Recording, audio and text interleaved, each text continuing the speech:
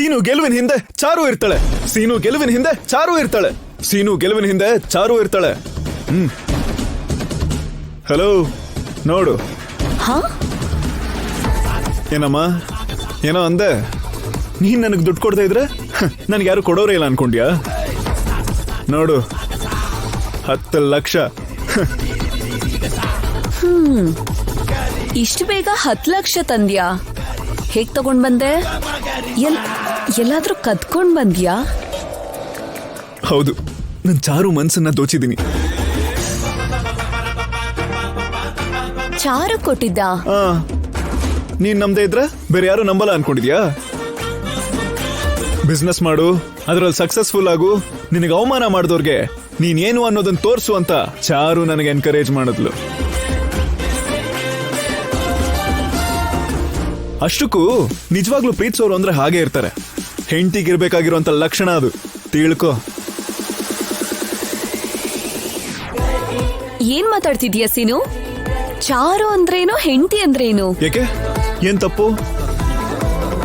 ನನ್ನ ಪ್ರೀತಿಸಿದಾಳೆ. ಎಷ್ಟು ಪ್ರೀತಿ ಇರ್ಬೇಡ, ಸಡನ್ ಆಗಿ ನನ್ಗೆ ಇಷ್ಟೊಂದು ದುಡ್ಡು ತಂದು ಕೊಟ್ಟಿದ್ದಾಳೆ. ನನ್ನಿಂದಾಗಿ ಅವಳ ಕಣ್ಣು ಹೋಗಿದೆ ಅಂದ್ರು ನನ್ ಮೇಲೆ ಕಂಪ್ಲೇಂಟೇ ಕೊಡ್ದೇನೆ ಪೊಲೀಸ್ ಅರೆಸ್ಟ್ ಮಾಡಕ್ ಬಂದಾಗ ನನ್ನ ಕಾಪಾಡಿದ್ಲು. ಸತಿ ಸಾವಿತ್ರಿ ತನ್ನ ಪತಿ ಪ್ರಾಣನ ಕಾಪಾಡ್ಕೊಂಡ್ರೆ ಚಾರು ನನ್ನ ಗೌರವ ಕಾಪಾಡಿದಾಳೆ. ನೀನು ಇದೆಯಾ? ಏನಕ್ಕೆ? ಚಾನ್ಸ್ ಸಿಕ್ಕಿದ್ರೆ ಸಾಕು ನನಗೆ ಅವಮಾನ ಮಾಡೋದು, ನನ್ನಲ್ಲಿರೋ ನಂಬಿಕೆನ, ಆತ್ಮಸ್ಥೈರ್ಯನ ನೀರ್ಪಾಲ್ ಮಾಡೋದು. ಇದೇ ತಾನೇ ನೀನ್ ಮಾಡೋ ಕೆಲ್ಸ. ಅಷ್ಟಕ್ಕೂ ನನ್ ಚಾರು ನೋಡು, ನಿಜವಾಗ್ಲು ಹೆಂಡತಿ ಅಂದ್ರೆ ಹಾಗೆ ಇರ್ಬೇಕು. ಚಾರು ಪ್ರೀತಿನ ಅರ್ಥ ಮಾಡ್ಕೊಳ್ದೆ ಅನಾವಶ್ಯಕವಾಗಿ ನಿನ್ನ ಮದುವೆ ಮಾಡ್ಕೊಂಡೆ. ಪ್ಲೀಸ್ ಪ್ಲೀಸ್ ಪ್ಲೀಸ್, ಏನು ಅನ್ಕೋಬೇಡ. ನನ್ಗಿವತ್ತು ಅನಿಸ್ತಾ ಇದೆ, ನಿಜವಾಗ್ಲು ಇವತ್ತಿನವರೆಗೂ ಚಾರು ನನ್ನ ಮೇಲೆ ತೋರಿಸಿರುವಂತ ಪ್ರೀತಿಗೆ, ನನ್ ಮೇಲೆ ಇಟ್ಟಿರುವಂತ ನಂಬಿಕೆಗೆ ಚಾರು ಏನಾದ್ರೂ ಮಾಲೆ ಹಾಕೊಂಡಿರ್ಲಿಲ್ಲ ಅಂದಿದ್ರೆ ನಿನ್ ಅಜ್ಜಿ ನಿನಗೆ ಡಿವೋರ್ಸ್ ಕೊಟ್ಟು ಚಾರು ಕುತ್ತಿಗೆಗೆ ತಾಳಿ ಕಟ್ತಿದ್ದೆ, ಗೊತ್ತಾ?